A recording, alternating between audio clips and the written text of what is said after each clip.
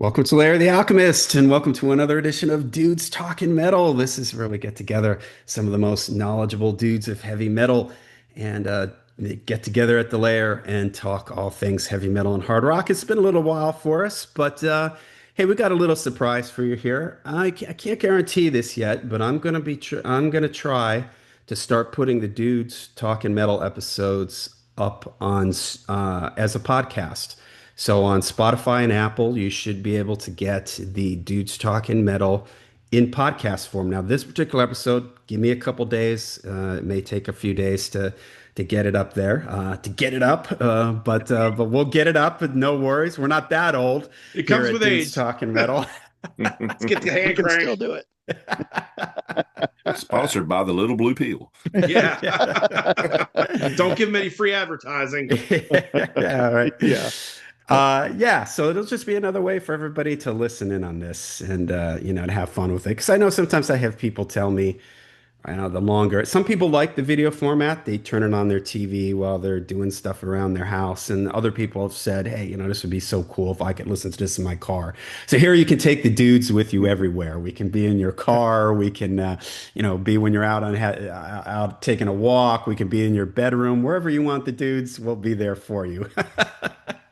People be like, it'd be great if I didn't have to look at Butch.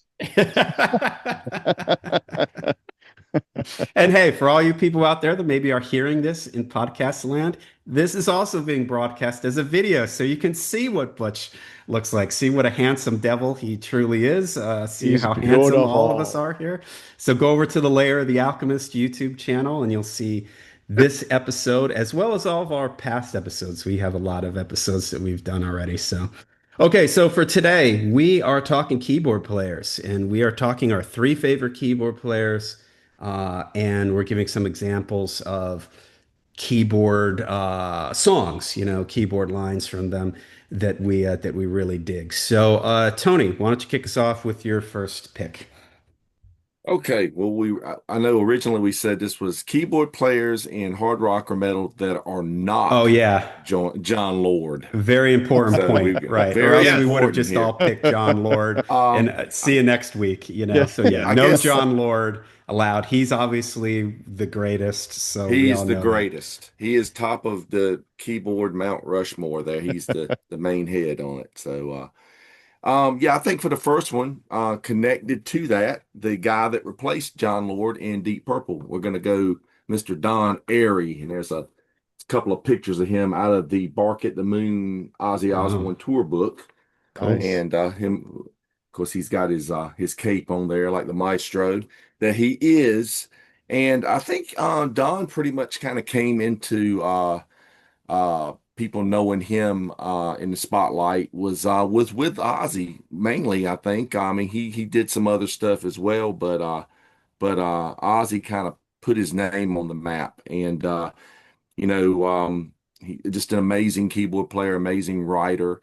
And when you hear that, you hear Mr. Crowley, and that's what I think with Don Airy. I'm really surprised that he's now in Deep Purple that they don't have when he does his solo that they don't have him play Mr. Crowley. He Yeah. may do it now that Ozzy's passed. I don't know. I Pay a little saw a homage. video. He had a little Ozzy bobblehead sitting on his Oh, really? keyboard. Oh, That's Yeah, awesome. but such an amazing player. I mean, we're talking about, you got your Blizzard and Diary of a Madman stuff, and I mean, just so many great songs on there. Like I said, Mr. Crowley and Revelation, Mother Earth, just amazing piano piece in that. Goodbye to Romance has got, he's got his keyboards all in it, the Diary of a Madman, the epic track. But then you go into something like Bark at the Moon, and he is just, I really think that he gives that album so much depth because there's keyboards all over that album. But songs on there that I love. Waiting for Darkness, the last song on the album, Yeah. is just like such an epic track. And Center of Eternity, he's got the keyboard intro on that one.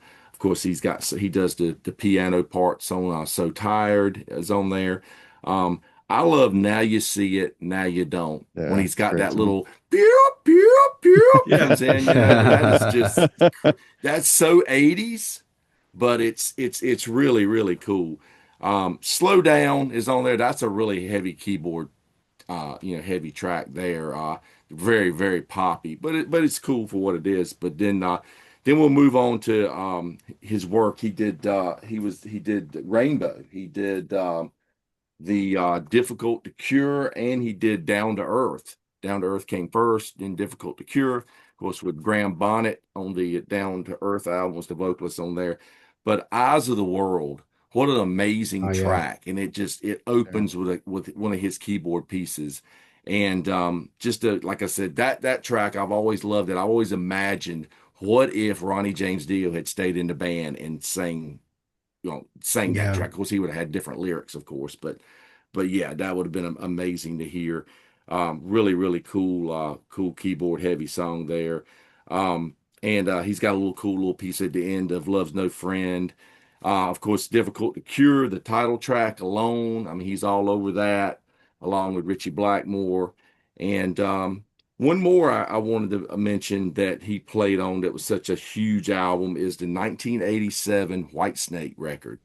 And there is Bill Kumo was another keyboard player on there, but from what I've researched, Don is pretty much the keyboard player on that album. I mean, you've got that string section, the middle section of Still of the Night is so epic, the Zeppelin part of the song, where it Hmm. sounds like the bow, but that's keyboards. Of course, in the video, they had the guy with the Adrian Vandenberg laying down with a bow playing on the guitar, but you know, um, that's what that is. But it's just kind of crazy. But of course, Here I Go Again, epic track. You've heard it a million times. You've got, It's Just Love and Don't Turn Away. He's got some great playing on that album as well. And he's been on so many albums from different people. right. He's got solo records out. Of course, like I said, he's in Deep Purple today, and he's made a few good records with them now. They're still putting out quality products here. And so yeah, that's my first one. Is going to be Don Airy. Nice. Good He's one of stuff. those guys like Cozy Powell where you can play this like 5 degrees of separation. You can Yep, connect absolutely. Don Airy or Cozy Powell to anyone out there with 5 degrees of separation. He's played with everybody. Yeah, he's amazing. When I saw him with Deep Purple when they had 2 albums ago, when they came through Tampa. He played like 2 long keyboard solos. Like he's the one played one long one. They played a few more songs. He played some more, and it was just yeah, it was amazing. And he played on Never Say Die too. So he had actually worked with Ozzy even when Ozzy was in Hmm. Black Sabbath. So all Yeah. right, Butch, what do you got for your first pick? All right. I actually had another guy in mind, but I called an audible on it. Just for something different. And here's a dude that I think people don't really think about. I mean, because this band was really kind of underrated in the '80s. I mean, kind of. They really were. And that's Felix Hanneman of Zebra. Oh, that's a Yeah, good good one. one. Yeah. Yeah, Um, very good. Just saw him last year. yeah.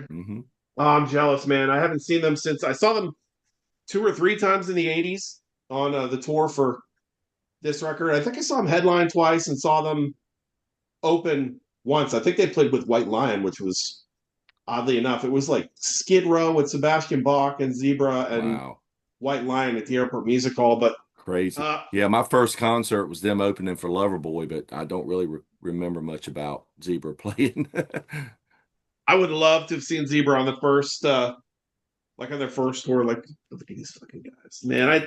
I love all these records, especially this one. This is like one of those like top 200 albums for me. They're obviously their most successful one. I mean, this one's got "Tell Me What You Want" and "Who's Behind the Door." This was their gold record. The famous at the time that it came out for being like one of the fastest selling records that Atlantic Records had ever put out for a debut. Which I was kind of funny considering they had Led Zeppelin, but who am I to doubt the promotion machine? But yeah, I mean, super talented band, a trio, and there's a lot going on this record, from straight up hard rock to like more progressive kind of stuff. And where Hanneman is cool is he's kind of like if you want to compare, Zebra got compared a lot to Zeppelin. So if we're going to compare Zebra to Zeppelin, Felix Hanneman's like the John Paul Jones because he played bass and keyboards. And when I saw them live, he spent probably at least half the set at the keyboard and would play the bass and the keyboard parts at the same time. Like they'd come out and do, as I said before, as their opener with him on bass, and then he'd come out on he'd get on the keys for a lot of these other things. And you know, uh, I'm known for, especially my wife laughs at me when I do this, but like I love keyboards when used what I call properly in a metal context or hard rock, and I'll play air keyboard and the guitar and stuff because I'm a nerd. And excuse me. The thing about Felix Hanneman is that he's not like an over the top, like you're not going to hear him soloing on these records like some of my other favorite players do. But what's cool about him is he fills so much out with what's going on. Like the Who's Behind the Door is a great song. I've heard Randy Jackson play it a few times, like just him and his guitar, and it's great. But you get Felix Hanneman in there adding the lush, the keyboards, and it's kind of, then it takes on an ethereal, spacey kind of thing, and it becomes like this more epic kind of thing. He's got all the like 80s, like kind of like laser things in the middle. You see the songs about like a extraterrestrial life and that kind of thing. So he's good like that. Like he adds like the to the progressive side when they get progressive, like in songs like that. But he also adds like there's like a pump kind of thing they have going on. Songs like Bears or what else on this? On the third record. Like then there's like the poppier kind of stuff, that made it like kind of like ready for radio kind of thing, like I Can't Live Without, or He's Making You the Fool. But like the keys are really tastefully done. I think he's a great player overall.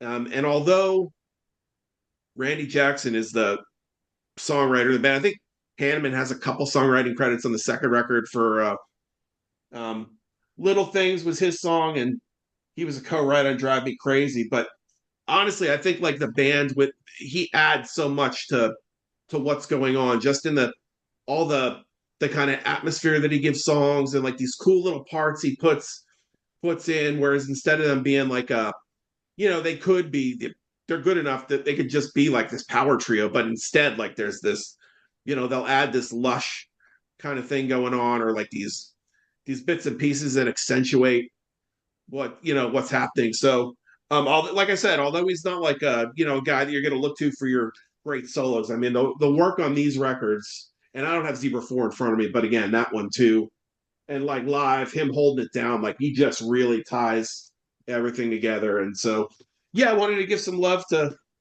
Mr. Felix Hanneman here. Nice. Yeah, they sound so big to be a three-piece band. Like I said, I They're saw them last year, they saw them sound last few huge live.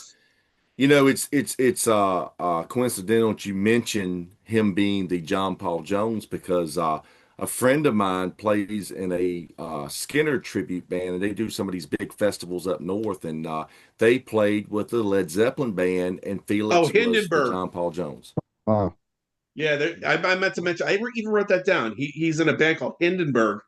That's a Zeppelin tribute, and like you said, he's the John Paul Jones. So which Hmm. And he fits. kind of looks like him. He's got the haircut. Yeah, a little bit. Perfect. Yeah. Nice. Butch, I gotta ask you, man, did you discover Zebra through the Masters of Metal compilation? I knew of Zebra before that, Okay, but that was my intro. I know yeah, we That's professed when our I love started for that liking him. album. I saw him, like I said, I saw him open for Loverboy, but like when I got there, they were already playing. I was overwhelmed at the noise at my first concert, and I didn't know much about him. But when the Masters of Metal tape came out, yeah, Mike, that's what got me into him because I That cracks loved me that up. song, man. That cracks me Yeah. up how integral that particular KTEL various artists album was to so many people. Mhm. Several compilations, yeah, for me. yeah, Yeah. that one Yeah. and White Hot, because White Hot had "Tell Me Yep. What You Want" on it, and Masters of Metal had "Who's Behind the Door," and Yep. Yep. that used to actually get "Who's Behind the Door" got a ton of radio airplay, obviously at the Yeah. time, and I remember Exactly too. seeing "Tell Me What You Want" on MTV a bunch of Yeah. times. So And Bears was real popular too, later on. They played yeah, that a lot up this way it's too. just it's a shame that second record never Yeah. their career kind of tanked after that, after the first album, like because they were as talented, they had more talent in their little fingers than a lot of the bands that came out, but they had the whole, we'd do a whole episode about why a band like Zebra, it's like Y&T, the image problems and Yeah. Yeah. management or whatever they had going Yeah. on. So Yeah. All right, Mike, what do you got? All right. I'm going to start off, and I would not be surprised if we're going to overlap on this one. So I'll keep it somewhat brief. That way we can all kind of add our own 2 cents. But I think we'd all be remiss if we didn't mention Josh Silver from Typo Negative. It cannot be understated what an integral role he was to the overall sound of Typo Negative. Yep. yeah. I mean, that band would be something completely different had they not gone ahead, with the keyboards and Josh in particular, because he's so intricately woven into everything that they do. The little nuances, but then the grandiosity, if that's even a word, of what he does just gives you that overall dark vibe that goes Yeah. along with, the tone of Peter's bass and even the tone of the drums too. Everything is so unique and distinct in that band. But Josh is such a huge part of that. And he plays to the music and then around the music and in and out of it. And watching him live too, he's very animated. I mean, he is emotionally into it. I mean, he is committed for that 90 minutes, 2 hours there on stage and gives it his all. But now, I mean, I've gone on record saying that my absolute favorite Typo album is Dead Again. And I'm gonna pick out September Sun as a highlight of just everything that Josh can do, especially in the final act of that song in the conclusion. They released that as a single and there was a video for it, but it was so chopped up and edited. You missed the complete end of that song. And if you listen to everything going on that Silver's doing through that whole outro, it's amazing. To this day, I can listen to that and I hone in on everything that he's doing, and I'm like, how do I try to get into his brain and how did he come up with this stuff? And how, because it's so unique and it just, I don't know. I'm at a loss for words on that one. But yeah, you really have to look at, the entire catalog of Typo would be completely different without Oh yeah. Silver's contributions on keys. And Fantastic. I feel like it's a shame that when we lost Peter and then we lost Typo Negative as a consequence, we lost Josh Silver because he just dropped out of He playing. was done. He's what, Yeah. an EMT now or He's paramedic Yeah. EMT. paramedic, Yeah. and he just doesn't play. And he's a brilliant player. I mean, Yeah. I Hmm. was watching an interview. I can't remember who it was with now, but they said that Josh is the type of guy that whatever it is he's doing, he's committed 100%, and that's like that is it. There's the blinders are on, and this is what I'm doing. And they said since he, Typo, disbanded, and he got into the medical field, they say that he is like that is all he does. He is 100% involved in that. So, when there's been kind of chatter about a Typo reunion of some sort, and they said Josh wants nothing to do with it. He's the Yeah. holdout, I guess, if you want to say that. So, but but yeah, you're right. You're right, Butch. That is kind of a bummer that he kind of bowed out, and that's that. There's no turning back now. So yeah. Yeah, great pick. All right, for me, I went with guys that aren't primarily known as keyboard players, but maybe the keyboard is kind of their second instrument. One of them that popped in my head right away was Tom Scholes from Boston, and specifically that four-play, long time, that four intro to that song Hmm. there. Yeah. For the longest time, I just assumed it was somebody else playing that, and I saw this video of him, and he's kind of like showing somebody his home studio, his all the stuff that he's made, and he's got the keyboard set up, and he goes over and he just like rips out that intro, and it's just like whoa. And I saw them live, and Nice. he did the same thing. He went over and played that intro himself, and I was just like, whoa, that is just such a cool, iconic like keyboard song intro Yeah. thing, you The know? visual pipe organ, you know. Yeah. Yeah, it's like sort of like a classical overture sounding type of thing. So yeah, when I think of people, you think of Tom Scholz, that's not, you think of him as a guitar player, you think of him as a studio engineer, kind of a mastermind behind Boston, mastermind behind a guy with like the gear and stuff like that, the Rockman that he invented and all that other stuff. But he's a phenomenal keyboard player. And, you know, you might think like, oh, he just sort of put it together in the studio. But like I said, look for this video of him in his basement. He just walks behind the keyboard and just rips that intro out like it's like, you know, n nothing. So yeah, that's my pick, Tom Scholes. So. That's a good one Great too. player, man. Nice. Yeah. Excellent Yeah, player. oh yeah. Tony, and before you go, I just want to make a little note on Don Airey. According to the internet, Don Airey did not play on Diary of a Madman. That he's Oh, okay. listed on Diary of a Madman, just like Just Rudy like Sarzo Rudy and and Tommy Tommy. Aldridge are. But he actually did not play. A guy named Johnny Cook, who was somebody that Bob Daisley knew from his days, I believe, with Mungo Jerry. So he was, yeah. So Don Airey did not play on Diary of a On Madman. the diary, Don And Airy he don't doesn't, play. and I don't think he gets a writing credit on Mr. Crowley either, which is Yeah, sad. I saw. It's funny. I saw No. or heard an interview with him with Eddie Trunk, and Eddie brought that up, and he surprisingly Don was kind of like, "Oh, whatever, you know, it doesn't really matter." And hey, Butch, doesn't that intro to Mr. Crowley though? There's it sounds a lot like. Is it an Angel song? Did that sounds a lot like, or is it somebody else that There's a little bit at the beginning of the Tower? Power, yeah. it's not the tower. There's some stuff Greg does on all those records where the maybe a little bit from the Fortune, I think from the second record. I just Uh, could have sworn I heard somewhere a keyboard part that sounded a lot like Mr. Crowley, you know, and like so similar that it was like they had to have obviously have heard this. And you know, it's just like the guitar part in that song. Gary Moore's is it Parisian Walkways? I think did the whole like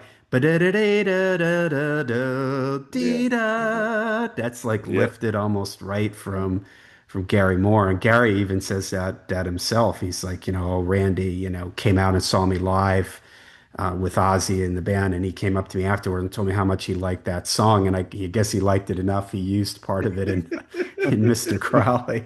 yeah, get out of here. So, all right, Tony, what do you got for your second Okay. pick?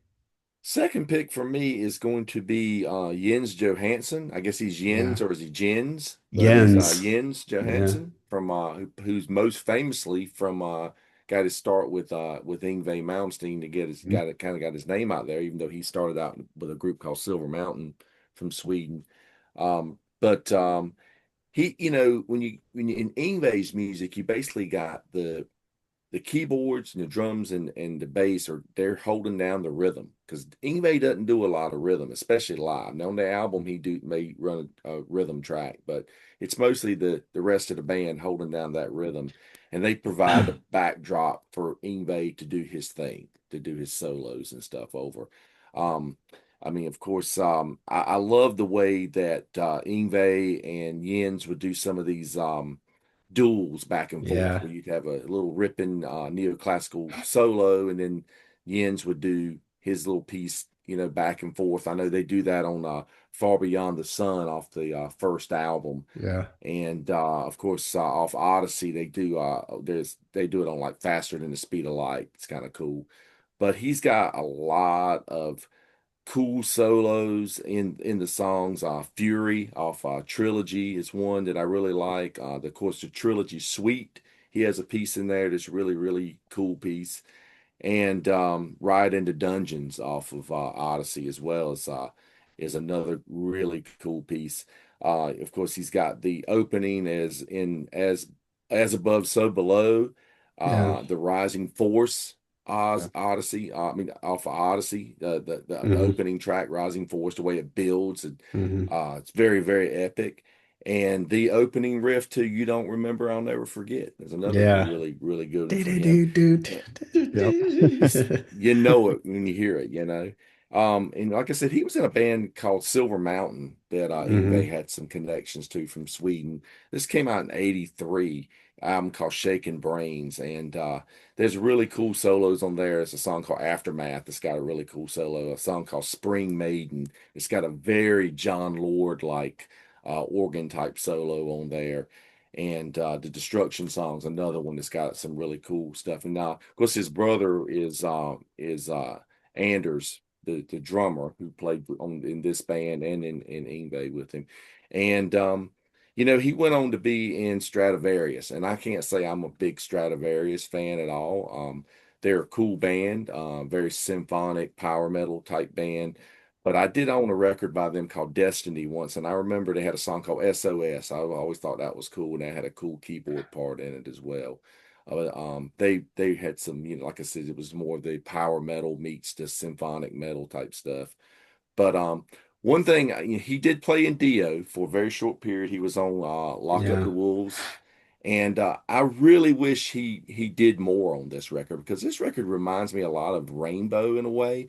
I thought that Agree. Rowan Robertson he had a little bit of a Blackmore style in his playing, and some of the songs kind of remind me of Rainbow, and I just kind of wish it that Jens had Yeah. came out with some more keyboard pieces in there. But I don't know. There's a lot of stories about that record. I like a lot of stuff was written before he even joined. So Yeah. who knows how much he had in constructing those songs. But yeah, that's my next pick. Yeah. My wife Hmm. is a big Stradivarius fan. And years ago, she got some kind of, backstage meet and greet thing. And the band was just like standing around. There was like barely anybody back there. So I went up to Jens and I said, "Hey, what was it like playing with Yngwie?" And he went into this thing. I don't remember exactly what he said, but he did this like, "To play for God? I got to play for God," or something like that. And like this real like funny thing. It reminded me of Joe Lynn Turner, where I saw an interview with Joe Lynn Turner, and they said, "So what happened with Yngwie? How come he left his band?" And it was total straight face. He goes, "We broke up over religious differences." And the interview goes, "What do you mean?" He goes, "He thought he was God, and I didn't." I've heard that. That's funny. I've heard that. That's tremendous. Oh, Jesus. All right, Butch, what do you got for your second pick? All right. But we're talking about hard rock and metal. I mean, we're not talking about, since we can't talk about Jon Lord, then we got to talk about one of the other big names and bring it, using keys and metal, and that's Mr. Ken Hensley Yeah. from the Heap. Oh Uriah yeah. Heep. I mean, Yeah, man. arguably, you'd have to put him in the same conversation with Sabbath and Deep Purple and Zeppelin. As maybe Baby Brothers, but definitely in that four. That really like brought metal. Where laid the groundwork for metal and hard rock. I mean, this is just a few from my. I had a few in my CD collection, like Firefly and Yeah. and I was gonna pull. I couldn't pull them all anyway.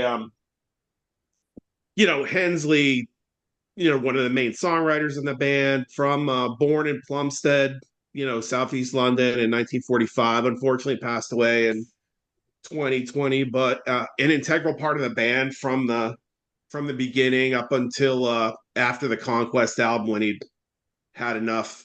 At that point, I think once that album totally fell on its face, that had been enough for him, and he split. He spent some time in Blackfoot, and we know, was on Headless Children. It's you can totally tell it's his style too, like clonking the organ on especially on the title track on that Hmm. record. But he's done a number of solo records over the years. But a great songwriter, a great player. Like one of the things I liked about Ken too, like in addition to the big like organ sound and stuff like Lord would do in Deep Purple, he also like would like there were times that he would pull like some more like synth kind of sounds in, Moog kind of kind of things, had some of that going on instead of just, so much Hammond all the time. But I mean, you can, it's such a important part of Heap's music. You can barely imagine the band without him in it. Just all the great songs from back then, from I think the one, if you were going to point anyone towards the maybe like the crowning track for him, it would probably be July Morning. Yeah. Just all his, Oh it yeah. starts out with the keys, Yeah. he's got that nice thing going at the beginning, and it's just you know, it's a there's a focus on him in that song. But I mean, he's like across every, Sunrise, he's got great stuff in there. And then there's a song called Seven Stars on the Sweet Freedom record that um is killer. Again with the more synthy kind of sounds in that one. The Hanging Tree from Firefly is one of my Yeah. favorites. Just kind of like a spooky, kind of like moody thing he's got going on in that song. And I liked his ability to either like he could fill out a song, um, or he could play lead. And he did all kind of cool stuff. He lent he brought like little touches of classical in, and brought like undoubtedly brought like a classical edge into the band at times, mixed real well with Mick Box in terms of playing like those two guys together. Um, and it's kind of like it's one of those things. It's kind of a shame. I remember seeing an interview with him, probably around, and this is like the maybe the mid '80s. This is after David Byron had died, and maybe it was the later '80s. He said, had Byron lived, he said undoubtedly Uriah Heep would have been doing the same thing that Deep Purple had done with, get back together. And so it's a bummer that we kind of got robbed of that. But I think his work is great on all the records. I mean, there's an argument to be made that some of the records are kind of patchy once you get past Sweet Freedom, but there's so much good stuff to be found, and there's great songs on every album. Every album Oh might not yeah. be great all the way through, but there's great. His playing is remarkable. The two records he did with Blackfoot are pretty good. I don't Vertical Smiles isn't that great actually, but why am I spacing on Siago. Siago? That's it. Yeah. I think that's a pretty good record actually. Which is not a Native American word. What do you know what the story behind it is? Oh yeah. Yeah. Can we be told publicly or? Yeah, well, according to Ricky Medlug, stood for "suck it or get out." Oh, there you go. Yeah. You learn something every day here at Dudes Talking yeah, Metal. Yeah, yeah. That's like we were talking about Tease earlier in their SMC record label. So the yeah, Blackfoot was just another one of those bands that was trying to find themselves in the '80s, and they had some good songs on especially on Siago, had some really good songs. yeah, But, I think there's a lot of good songs on that Ken's record. is such a good songwriter, good singer. He could sing well. He played guitar well. Another standout keyboard part for me is the opening of Sweet Lorraine. Yeah, Just Mm. that crazy, almost like kooky keyboard it almost sound sounds like like a you hear in this, theremin at the Yeah. beginning of theremin, the song. exactly. That's what it Yeah, sounds like. Yep. Hmm. and what you were Yeah. saying about his voice too, like if you listen to those solo records he did back then, like Proud Words on a Dusty Shelf and Great title. Eager to Please, like he fucking put those records on, and you're like, you hear him singing, you're like, oh my god, like. Then you go back to the Heap albums, and you're like, wait, am I hearing Ken here or am I hearing David Yeah. Byron here? Because their voices Yeah, like blended so well, and there were close. times like they sound like real close Hmm. to each other. But yeah, I mean Ken is one of the giants as far as I'm concerned in terms of keys in metal. Everything from soloing to atmosphere to writing. Yeah. Yeah, I have to credit where credit's due. Call him like love him. Nice. Great play. All right, Mike, what do you got for number two? For number two, I would say he's fairly well known if you're in that circle of music. But Vikram Shankar plays keys for Redemption, but I'm focused on the project he does with Tom England from Evergrey. They're called Silent Skies, and I was running late tonight, so I didn't get to pull anything. But it's just Tom on vocals and Vikram on piano, and occasionally they'll insert a cello here and there.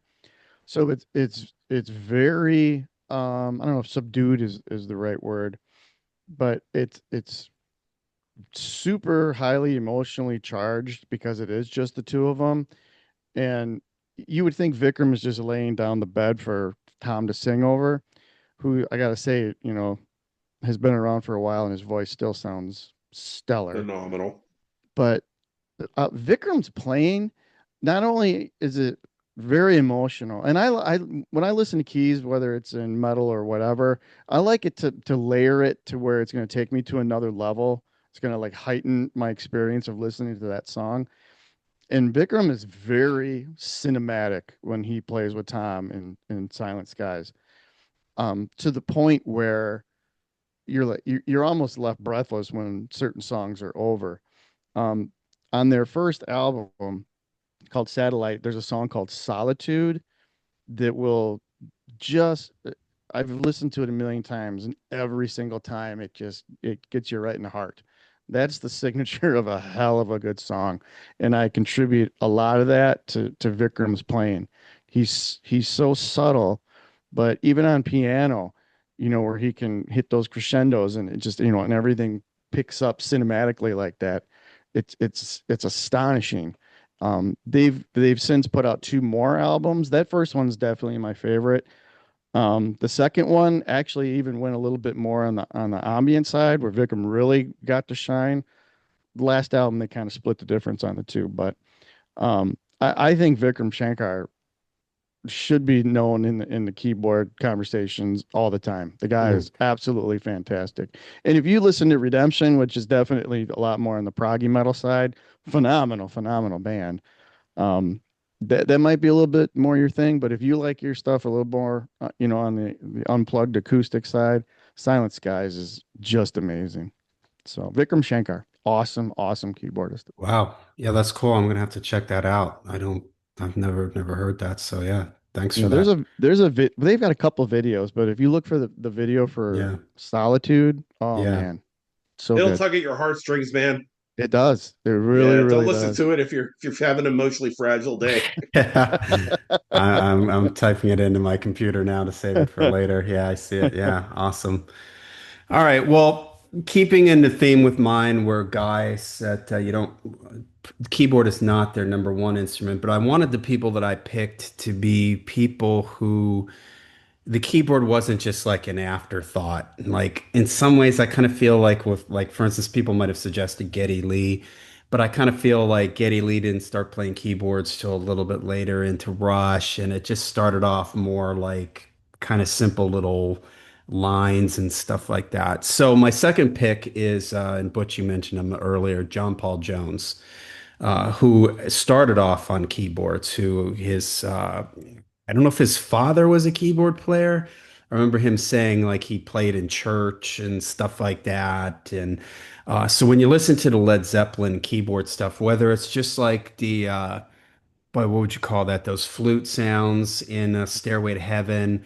I Like the forget what that Mellotron. Mellotron, yeah, the Mellotron, those textures that he lays with stuff like that, or something like Trampled Underfoot, that cool, funky keyboard line. But if I had to pick one, I'd probably say No Quarter, just because it's just so Absolutely. cool. Oh yeah. When you think of the song remains the same movie, and he's just back Yeah. there like playing that line, and it's so kind of creepy and strange sounding. So he could kind of, he wasn't somebody, when I think of it, I don't think he does much like soloing on the keyboards per se. Maybe a little bit on In Through the Outdoors, stuff like Carol Solambra and stuff like that. Everybody says that's kind of the John Paul Jones record. There's all kinds of synths and stuff on that, but I just think he does it in a way that's always really interesting, and it just doesn't sound like he's just trying to add some pads or some soft sounds in the background. It's usually an integral part of whatever the song is that he's adding his stuff to. So when I think of like versatile guys that, but he's just as competent. I think of him as a bass player first, but he's just as competent on the keyboards that he could have been a keyboard player in some band, and without question, he could have held his own. So For sure. that's my number two pick, John Paul Jones. All right, Legend. Tony, what do you got for number three?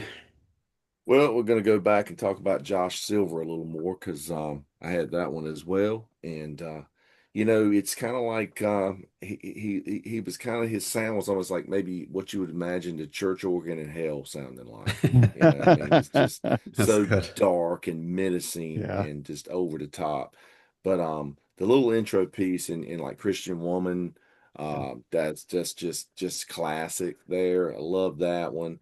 I love the little middle section in the Jesus Christ looks like me part, the little keyboard Yeah. piece that he does in that, and sets me on fire. That's another really cool piece in that.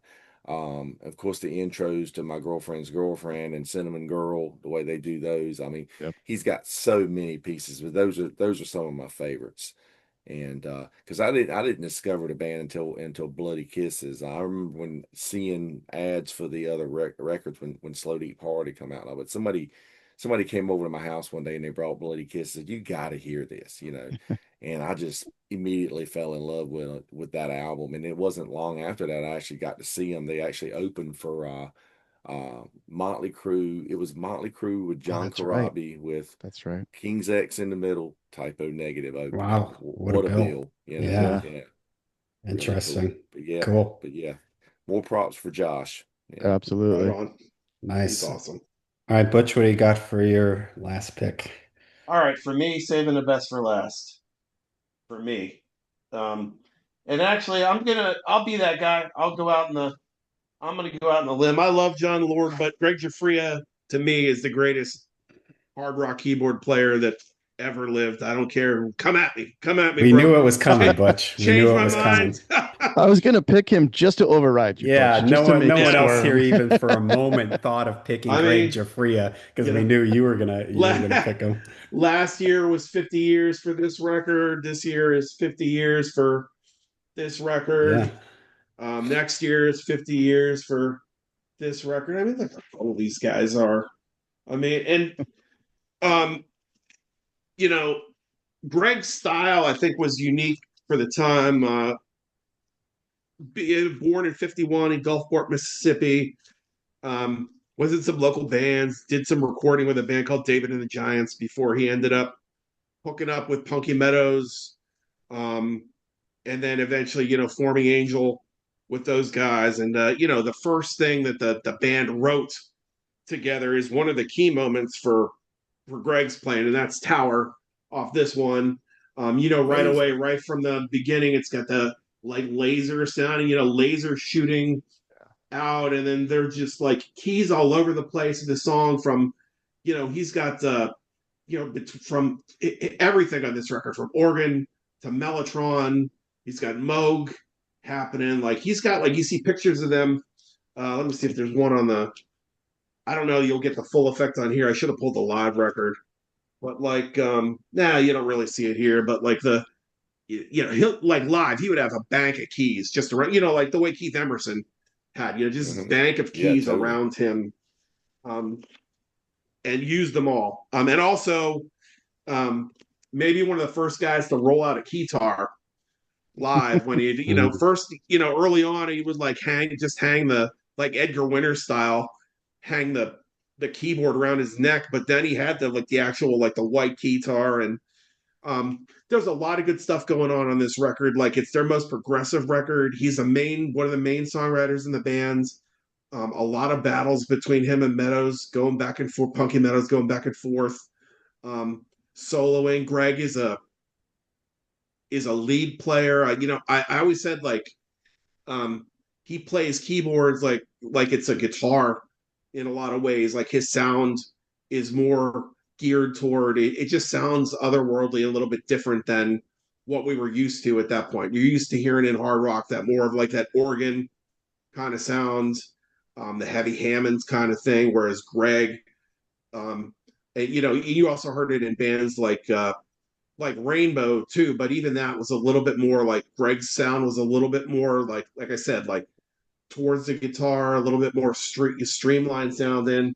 Um, and the song we were talking about earlier, it's Angel theme from this record, the instrumental, the last thing on side one. If you listen to that and then listen to Mr. Crowley, Yeah. like I'm not saying that those guys heard Angel theme. Like, we're lucky if the four of us heard That's what Angel I'm theme. thinking of. Angel theme. Yeah. Yeah. But that's the one. If you listen to it, like there's Yeah. definitely similarities between that and Mr. Crowley.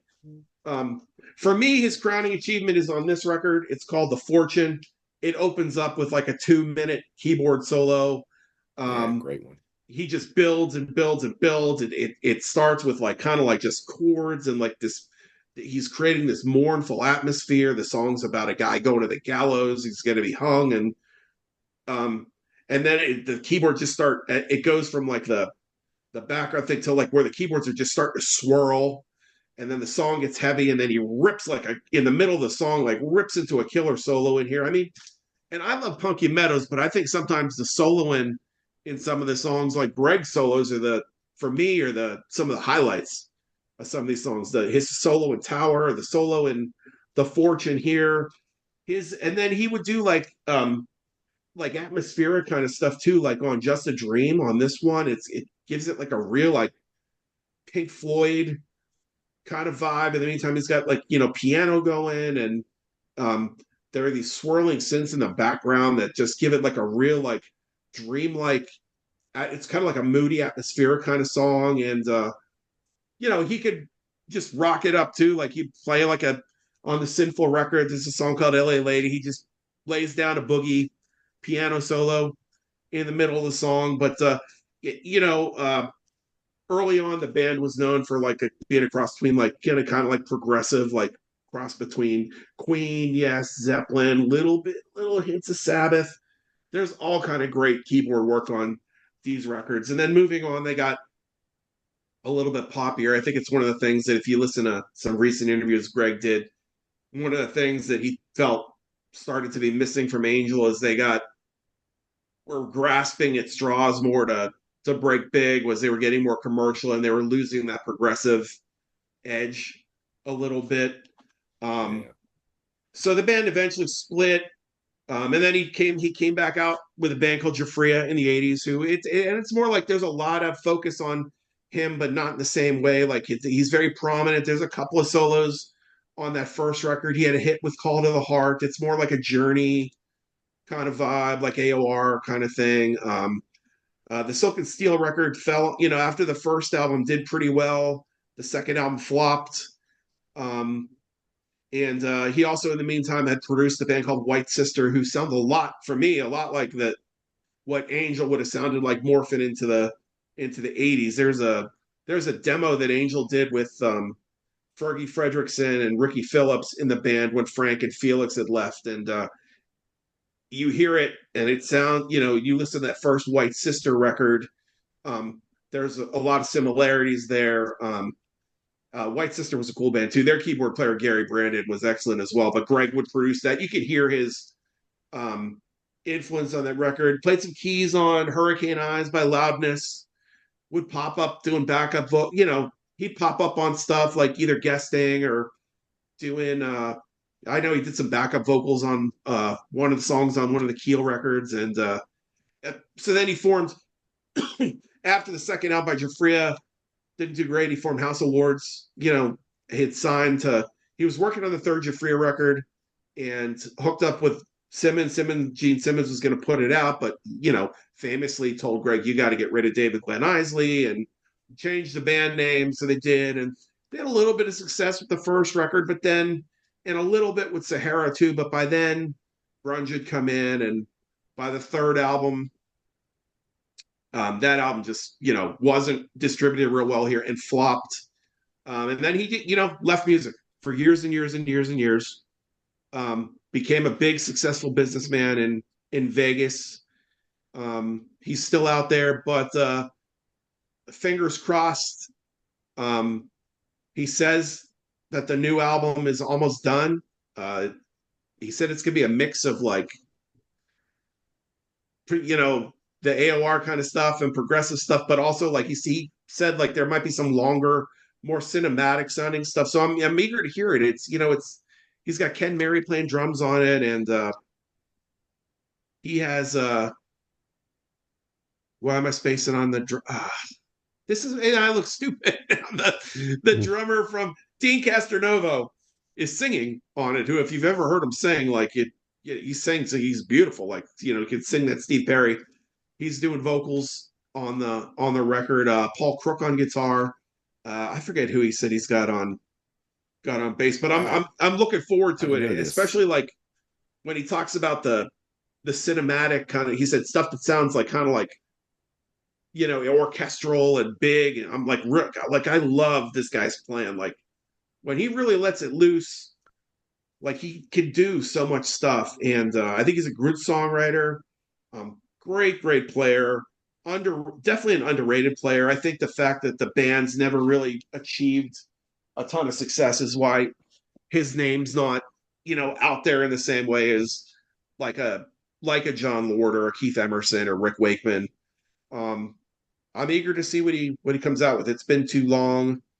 Um, so yeah, I mean, what else can I say? I mean, Greg Jafria and one of the coolest. I don't have a good picture of it, obviously, but I mean, one of the coolest hairstyles ever. He had that. He get that two tone going on back when he was an angel with the blonde and the streaks in it, and in the '80s, the big, you know, blonde. I mean, I know Punky Meadows had some great hair, but Greg Jafria, I think, had some great hair too. And not that obviously that's not the important thing, but it's cool. I mean, he looked cool as hell and played Hair cool as hell. metal. Look at freaking wizard up there. Yeah, and he always Um, had, Yeah. I always loved the 70s guys when they would surround themselves with the keyboards, huge bang when they were support playing and like one playing. hand over here and one hand Yeah, over here. Yeah. To Yeah, me, he's that's got a always scene like the coolest. in the Call to the Heart video where he's got the keyboards Yeah, on he's both Yep. got them like sides all and he's around him. playing, yeah, And Yeah. that always yeah. looks It's cool. So, awesome. all right. Good pick. Good pick. We knew we were going to pick it, but Yeah. still, good pick. All right, Mike, what do you got for your last pick? For my last pick, a little bit on the newer side, even though the band's been around for quite a while now. But over the last 10 years, I've really, really warmed up to power metal. I have no shame in in saying that, No but shame in your game. there's no shame in my game. But I love Power Wolf from Germany. Yeah. So if you're not familiar with them, they're worth looking up. They're fantastic.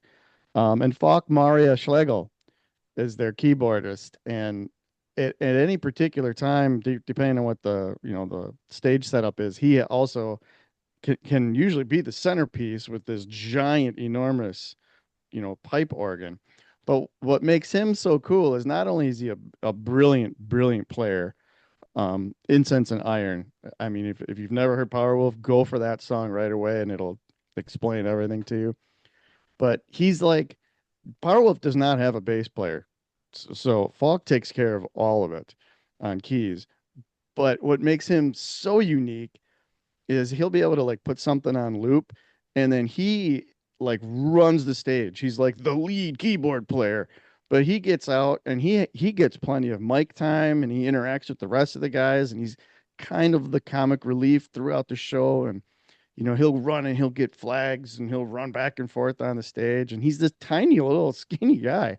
But if you've ever seen Powerwolf, I don't want to say it's like corpse paint, but they're very very much into the werewolf lore and things like that. So it's always that aesthetic against like big church cathedral backgrounds and things, and the music definitely plays into that. But Falk is just he's such a huge part of the band, not only musically but as that character on stage too that brings Powerwolf together so much. So we had a chance to see him 2 years ago in Chicago. They that was their second time coming to the States, if I remember correctly. And they only come and play like really limited runs. They'll do like 10 dates sprinkled all over the place. And they were so good, man. They were fantastic. So if you like power metal, with a lot of good infused keyboards. Man, Powerwolf is for you. And yeah, Folk Mario Schlegel is he's a hoot, man. He's awesome. So check him out. Me and Butch were just talking about that earlier. That was so funny that you said that. You were like, dude, Yeah, that Powerwolf live album rips. And I was like, that's one of my picks for tonight. I never I never really checked them out. I knew Mike was a big fan, and I'm like, I'm gonna check this live record out that just came out. I was listening to it today, and I'm like, oh my God, I was like 3 songs in and realizing like I was just like having so much fun with it. And it's like it's the lot and the live record was recorded in Germany. And so the singer doesn't, he speaks obviously in his own language Yeah. between songs, and I'm sitting there like even just I don't know what he's saying, but I'm just like this is it's just it the record is so much fun. Like you can't I have to go see them now. The Yeah. record is just like catchy. It's more infectious than I don't know what. It's Yeah. They're Yeah. they're they're phenomenal. Oh, during the shutdown, they did a full live production and they really, really like amped up, the movie film aspect of the concert with flames and just the backdrops and made it like really huge since nobody could play out or anything. And even though it's technically live, there's no audience or anything, but they recorded all the audio from that performance and put that out too. And I don't know if you can watch that. That might be available on a streaming service. I'm not real sure. I know a couple of the songs they took from that performance. You can watch, the YouTube clips. But yeah, very, very visual, awesome, awesome band. Nice. Yeah, I have to check them out. I know I was just looking at pictures of them. I know I've seen, their image and everything. I've never listened to them, so I'll definitely check that out. Cool. Yeah, they're Yeah. they're I don't quote me on this, but I know that they are one of Germany's biggest selling bands, and I Wow. swear Whoop, we items or lost you even there, Mike. surpassed Up there you Scorpion are. album sales. I could be way off, but they're way up there. Good stuff though. Nice. There's some good live footage of them on YouTube, like some of the festivals they played, like Wacken and stuff. Nice. Okay, my Really, that last that that pick. footage from there is fantastic. This guy is known as a singer, one of the greatest rock singers of all time, Freddie Mercury. But his keyboard playing, specifically his piano playing, I don't know if he ever played synthesizer. Uh, in Queen, I guess the way it worked was I saw an interview with Brian May where he talked about how it was typically whosever song it was. If there was piano in it, that person played the piano or the synthesizer parts. Like for instance, "You're My Best Friend," that's John Deacon playing that intro on the keyboard intro because he wrote that song. But what made me realize what an amazing piano player he was is I heard the backing tracks for Bohemian Rhapsody, just the drums, piano, and bass. And apparently that's how they recorded that song, was in sections. And I saw an interview with Brian May where he was talking about this, how Freddie came in and they took it section by section and he was playing the piano and it was piano, bass, and drums and they laid the whole song down like that. And Brian was going on about like what an amazing piano player Freddie is, and people don't realize it because he's Freddie Mercury and everybody thinks of him as, the amazing singer that he is. And when you listen to just the rhythm track for Bohemian Rhapsody, it's like, yeah, man, there's so much cool piano stuff. Think of Somebody to Love. He just even the intro to Bohemian Rhapsody. It's so iconic, that piano part that he plays on that. So Freddie is We are the is champions. way better of a he's an interest. He's one of these guys that I'd say is kind of like an interesting piano player. I don't know if he was necessarily schooled per se on the piano, but he just does some interesting things. And when you sit and listen to it, there's so much going on in Queen music that sometimes it's hard to focus in on any one particular thing. But we look up the Queen. I don't know what it would be under, backing tracks or piano, bass, and drums only thing. And it's really, really fascinating to hear how just how strong he is on the piano. So wanted to include Freddie in this list. All right, let's Absolutely. do a real Nice. quick go around with an honorable mention here, real quick. All right, Tony, give us an honorable mention. Just a couple quick ones right here. Jimmy Waldo from Mhm. Alcatraz, Okay. great keyboard player. And Played New with England. New England, and Yeah. he's been with Blackthorn, a whole bunch of different bands. Met him on the last tour that they did. Super cool guy. But the intro to the song on the debut Alcatraz album, No Pro for Rock and Roll, Key Nakuri. The Hmm. intro to that is just brilliant. The whole song is structured around that keyboard part.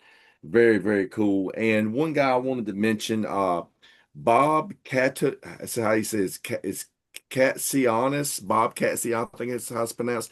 He was a keyboard player in Firewind. And Mm. my favorite era of Firewind is when they had Apollo singing for him. And just he plays rhythm guitar and he plays keyboards.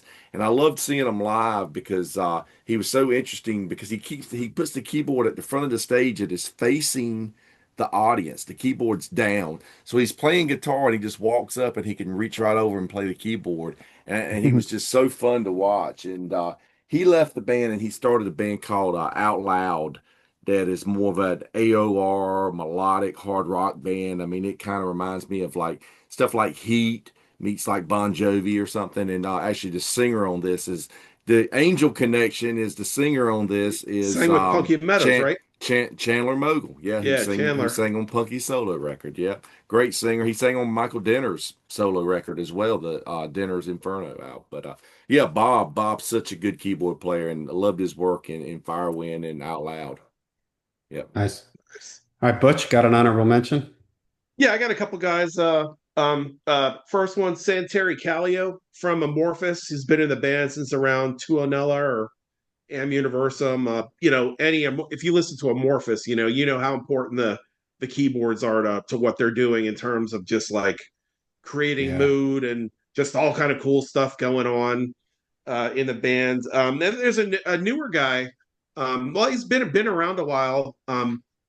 But Jeff Black, who and the band I'm specifically that I'm talking about is this band Glyph. They've done an album and now they have an EP out. And Jeff is a great guitar player and songwriter, but also like he's like bringing out he's got the guitar. When Glyph was touring, well, I think they toured with Ailstorm. He brings a guitar out. He's like old school, like kicking it, like with solos and everything. So I think he's really great. Michael Prince from Legs Diamond is an older one that I'm into. And Mick McKaylee from Europe, I don't think gets enough Oh yeah, credit. man. That's a good one. Yeah. Yeah. Tony Carey, I was gonna talk about Tony earlier, Yeah. but I feel like he's done a lot of work, but in terms of hard rock, like it was kind of limited to like Rising and the live record.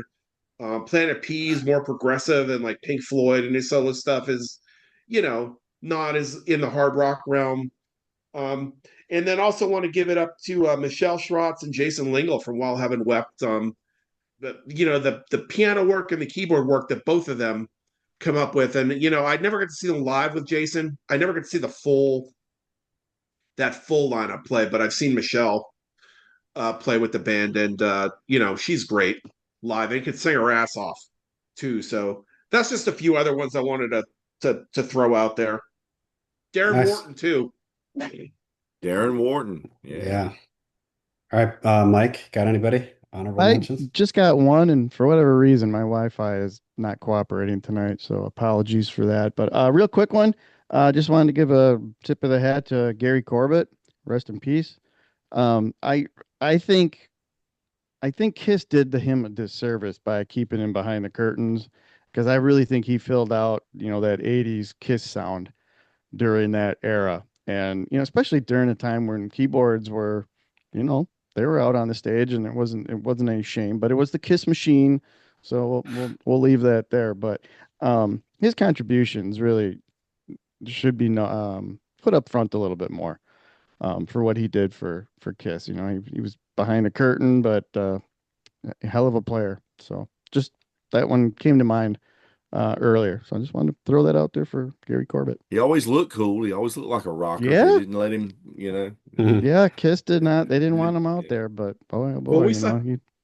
we saw Dream Theater when Derek Sherinian was playing for them, Yeah, and afterwards we got to meet some of the guys in the band, and we were talking to Derek, and there's this dude was starting to ask him about touring with Kit when Derek toured with Kiss, and he's like, yeah. yeah, he's like Paul Stanley's what's it like playing with Paul as one of the great rhythm guitar players, and Sherinian, I swear to God, just looks at him and he's like, why do you think I was there? Because he was, Paul running around, the Yeah. main You purpose got of to the fill it in. keyboard player at a Kiss show is to fill the sound Yep. out, like so that Yep. they could To run cover around up. and if Yeah. it Yeah. cover up for Yeah. Paul. So Yeah. That's Yeah. funny. 100%. All right. Well, I didn't have any. At first, I thought I don't have any honorable mentions, but as you guys were going around, two people came to mind. My wife and I went on the 70,000 tons of metal cruise. I made a video about that. And there was a band on there that I had heard their name, but I had never heard any of their music, and that was Royal Hunt. Oh And the yeah. keyboard player in that, Andre Anderson. I don't know if you yeah, guys he's are great. familiar with this band, but they're very like 70s kind of progressive. Think Uriah Heep, Deep Purple, Yeah. and he's got the whole multiple keyboards around him type of thing. He's got the microphone that he steps up to, sings some background vocals every now and then. I was just blown away by them, and I absolutely love them. Every band does two shows on 70,000. So I caught their first show, thank goodness, because then I was able to go to their second show. So they were a lot of fun. And the other keyboard player that came to mind is I saw them at Maryland Death Fest last year, the funeral doom band Skepticism. And his name is, I mean, I had to look this up. I'll be honest with you, I didn't know what it was. Eroy Poiri. I'm sure I'm pronouncing that wrong. The Finnish doom band Skepticism, but he does the whole church organ thing in Skepticism. It's all that like big chords, Yeah. you know. And when they played, he was using just a keyboard, but he had like a setup to make it look like a little mini organ, even though it really wasn't an organ. You know, you could tell it was just a keyboard and it was just a prop around it. But he comes out in a Look tuxedo cool. with the tails and everything, and it's just real, like, I mean, it was late at night, it was cold, it was like dark. They were supposed to play in where Maryland Death Fest is. There's a venue called Ram's Head. I think it's called Nevermore now. And Ram's Head was closed last year, so they were using Ram's Head, but they had to have a generator or something weird like that. So Skepticism didn't get to play inside because the power went out. So they brought them to this outdoor stage, and they were late. It was really late. There weren't a ton of people left, but I was just totally digging the vibe of it, man. He was hitting that thing and had that church organ sound, down just those big funeral doom chords. Brr. you know, I was just absolutely loving it. So I thought it'd be fun to Yeah. give him a shout out. So, all right, well, there you go. There's the dudes and their three favorite keyboard players with some honorable mentions and songs and albums that we really like from them. Let us know in the comments down below some of your favorite keyboard players or some of your favorite songs with keyboards in them. If you're listening to us on as the podcast, make sure you head over to the YouTube channel, Lair the Alchemist, and you can also see the video there and go back and see some of our old dudes talking metal videos. Make sure you go over to for the sake of heaviness. That's Butch and Mike's channel. They do all kinds of great metal and hard rock related content. Head over there, subscribe to their channel. You won't regret it. And Tony Dio's Metal Emporium. I got that right, Tony? That's right. That's Yep. it. Tony shows off. A lot of his videos are him showing off his amazing collection. Tony, whenever we do videos on here, Tony always has the goods to back it up. Yeah. He's always got Props. the, We have the props. He's got yeah, the he's got stuff, the man. props to back it up. You got to start charging an admission to walk through your room there, Tony. Yeah. Or we need a full. Have you ever done a full tour of your room there, like a full, I should, but it's kind of spread out over the house too. All right, well, you'll have to do like one of those things. Well, they'll come to your door with the camera and knock on your Yeah. front door, and you'll open up. Ribs with Tony Cribs. Dio. Oh, yeah, cribs. When you get up to your bedroom, you have to say, "And this is where the magic happens." That's it. Yeah. Yeah. I watched those stores. I saw somebody do this thing on I can't remember what it was, some YouTube person, and they talked about that show Cribs, and they said there were 120 some episodes of Cribs, and 107 times someone said, and this is where the magic happens when they walked into the bedroom. So there you go. Yeah, Ralph Fiera that I do the Almost Human show with on Thursday nights. He moved into his new house last year, and someone came and they did an episode of Cribs walking around his new place. That was just great. Yeah, That's he awesome. hammed it up pretty well. Nice, nice. Nice. All right, well, there you go, everybody. Check us out on the podcast. Check us out on YouTube, and thanks to the dudes. And we'll see you guys all at the next Dudes Talking Metal.